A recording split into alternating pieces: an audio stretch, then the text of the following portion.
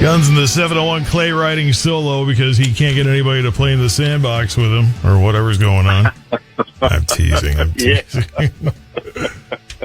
Well, I mean, if you might be carrying, and I wouldn't, Good possibility of it, isn't there? Yeah. He's actually on his way out to his ranch out there that his dad has, so that's what he's going to be doing. And, of course, Mike ended up in a doctor's appointment that he forgot about. So, yeah, I figured you and I could handle it. Well, I could rather go to the proctologist than to play radio with you.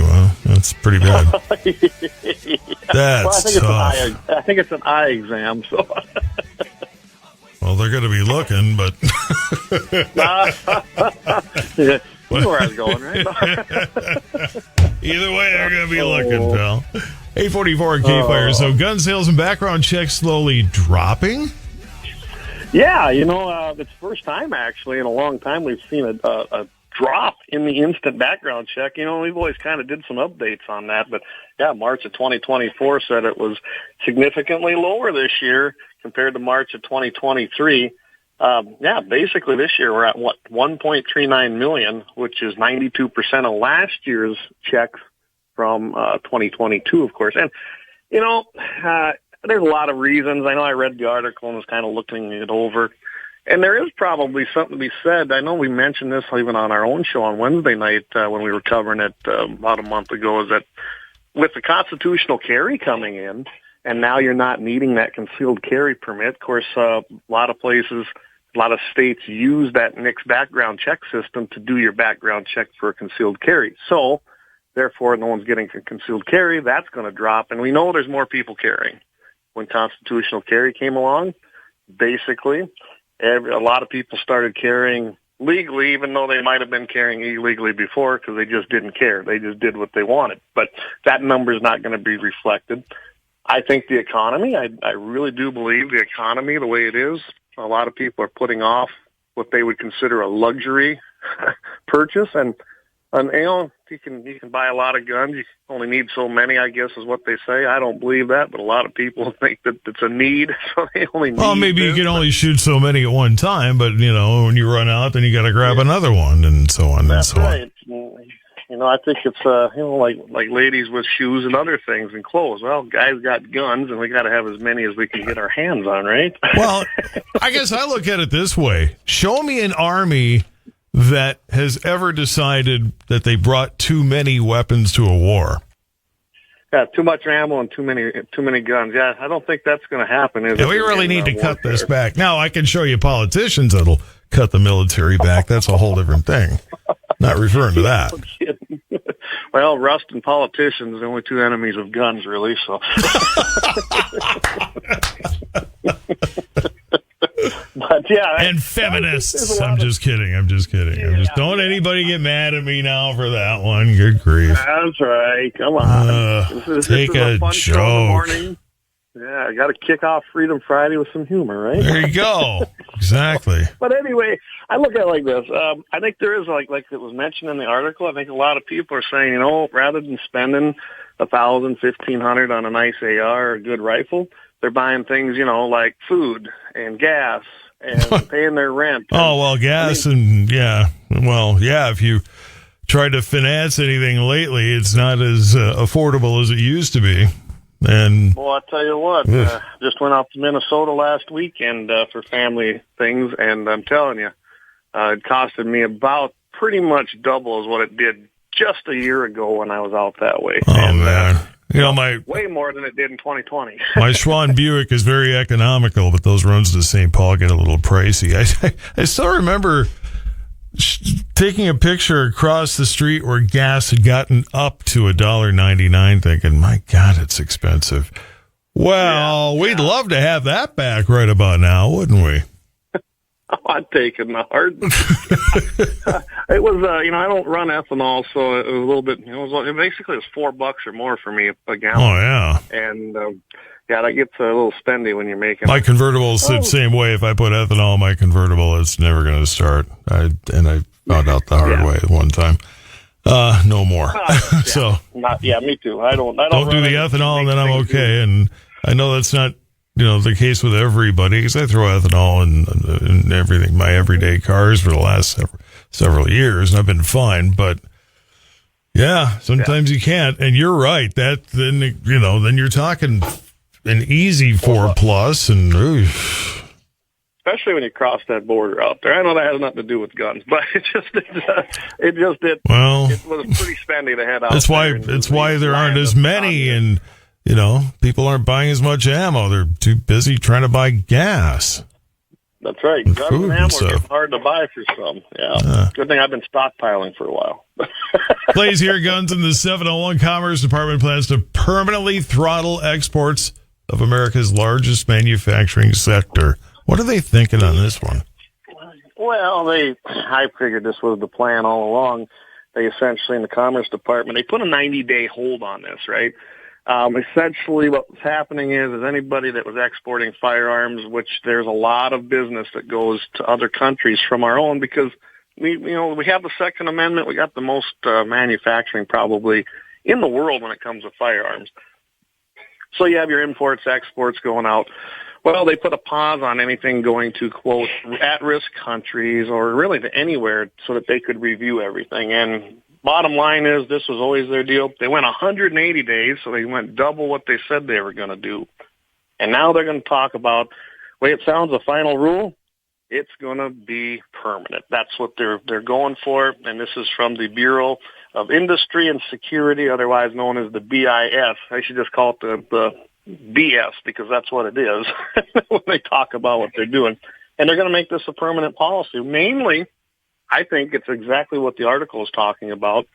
They want to shut down the revenue stream for a lot of our gun manufacturers in this country that sell to other nations. They sell to other countries, especially their military and police.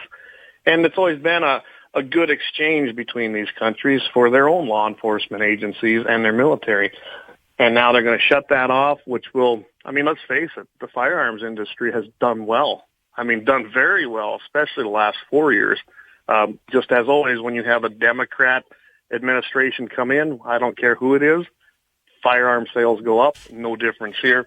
And I'm sure they're looking at that going, let's see if we can hinder that a little bit. And that looks exactly like what they're going to do. So won't be a good thing. I know that the guys that already have their export licenses, they're going to be canceled within 30 days of this going into effect, or revoked, I guess you could say, and then they got to reapply for them again, and they may or may not get them. So this is going to be a hit. I know the National Shooting Sports Foundation, and that's basically like your lobby group for the firearms industry.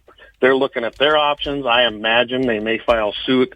There is a 30-day comment period going on, I believe, till July 1st. But, you're talking about impacting a $250 million industry, or more, really. If this is allowed to stand, it's going to be devastating to the firearms industry as a whole. Of course, we know every time the government says permanent, then they're lying. Just saying. Yeah. Pretty much if they're talking, they're lying anymore. Well, and when they're not talking, they're omitting some truth. So, yes. Guns in the 701, and Clay's here with me. Gun registration in Hawaii, nearly 52,000 in 2023. Yeah. What do they know? We don't know. Well, they've kind of got a commie system over. You have to actually register your gun, and Illinois, you got to get a FOID permit. Well, they've got actual registration in Hawaii, essentially, which is illegal. But until someone gets that through a court, well, it'll be there. But yeah, 52,000 guns, which is up. It's an increase of 7.5% from last year. Think about that. Their applications are up almost 8%. And then if you go through all these stats from 2000 to 2023, their state permit applications that were processed increased 262.6%. That's quite an increase. Then you got your actual firearms annually registered with the state to 280.5% increase. And the number of firearms annually imported climbed 263% in the state of Hawaii. And I looked at some of the things that they were talking about as far as importing guns. The number one gun, the majority of those guns that were imported were handguns. I thought that was interesting. And almost 1 million guns is what's estimated as being owned. And that's the ones they know about, because I'm sure there's a lot of people, even in Hawaii, that said, no, I'm not going to do it. They, fell out into the ocean, or volcano gobbled them up. Who knows what their excuse is? But I'm sure they didn't register their private property with the government. But handguns are the most imported firearm into the state of Hawaii. So that's got to be for self-defense mostly, and people just like to, they like to carry them. I did find it interesting that the number one reason for denial of a permit in Hawaii was medical marijuana, made up 40.7% of all denials. And mental health-related issues was 25%. Here's how they define a mental health issue. Adverse mental health diagnosis and or treatment, drug or alcohol abuse and addiction and treatment, or other unspecified reasons provided by a healthcare provider. Well, that's the one you gotta love the ambiguity there. Yeah. That's completely subjective then. Well, absolutely. And remember when we had that little deal about the biggest healthcare system in New York basically asking people about their firearm situation when they go in? Yeah. That's what they're going to do with that information. So, that one probably bothered me the most. Clay's here, Guns of the 701. I'm glad I'm not in Tucson anymore. I did a little visit down there a while back, and I got back safely, but apparently it's not necessarily safe for everyone. Well, I kind of thought I like ending our show a lot of times on Wednesdays with what Jamie started, like a happy ending of the week. Well, that's kind of what this is. So we call it, this is Armed Citizen today. This one is an assault suspect was found dead in an alley from gunshot wounds after they allegedly, which they did do, allegedly attacked an armed citizen in Tucson, Arizona. So they made a big mistake. Someone was carrying. It's an example of a good guy with a gun stopping a bad guy doing something bad. This happened in March 2nd, just this year. 40-year-old suspect and his accomplice approached 3 men in a nearby parking lot. The suspect displayed a firearm.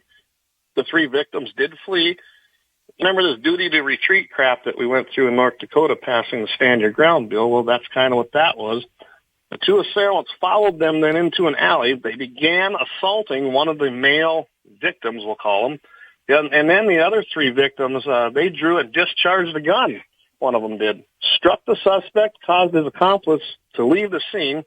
By the time the police got there, after hearing the gunshots, well, let's just say it was a happy ending. They found a deceased suspect who basically brandished a gun with the guys they were going to attack in a local alley. The accomplice hadn't been found. Of the 3 victims, the 3 that were being attacked, one sustained a non-threatening gunshot wound, and that was from fire that came from the guy that was going to actually attack them. I did look into this to see if there were any charges. I could find no charges at the moment. It was still under investigation down there in Tucson. But so it was a great way to end and start the week with a happy ending that basically a good guy with a gun stopped a bad guy with a gun. Guns of the 701, don't forget to check it out on your screen. Best iHeart podcast around. Just go to iHeart.com. You can find us there. Uploads just about an hour after we do the show, every single one of them. By the way, special guest next week, Tuesday at 7 o'clock Central Time, 6 o'clock Mountain. Kelly Armstrong, candidate for governor and U.S. House of Representatives. He'll be joining us, and I'm not sure I can make it, but maybe you want to fill in for me, Todd. We'll send in the A-team. The A-team? I'm more like the Z-team, but yeah. Well, I can probably do that. Let's talk about that. But we don't want to pass up the opportunities. So. And Kelly's a big supporter of Second Amendment rights, so we're happy to have him coming on Guns of the 701. So, you and I can talk. I know Jamie's going to be taking the helm if I can't be there. But, so Kelly is going to be on, and we're going to ask him some good questions about the Second Amendment, but I'm pretty sure I know those answers because he's always been a great supporter. So, all right. They're all over the socials, too, Guns of the 701. Thanks, Clay. Have a great weekend. Yep. You too. Talk to you later.